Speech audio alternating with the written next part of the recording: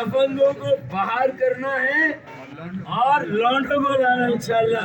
ये लफ्ज मैंने इसलिए यूज किया कि जब 27.5 साल की उम्र में मैं मेयर बना था कराची का, तो उस वक्त जमाते इस्लामी के बड़े ये कहते थे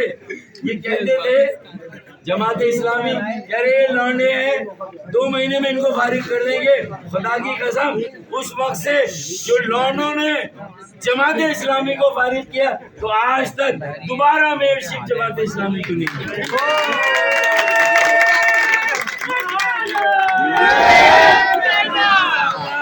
जब कल के लौंडों ने करके दिखाया था, तो आज के लौंडे भी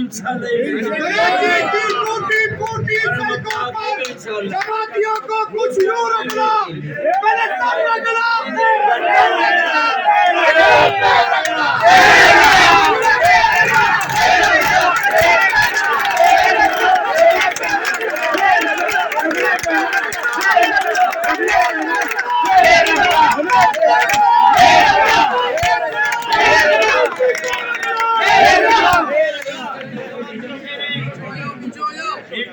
एक शेर ये 2 शेर वैसे तो, लेकिन एक शेर काम का है।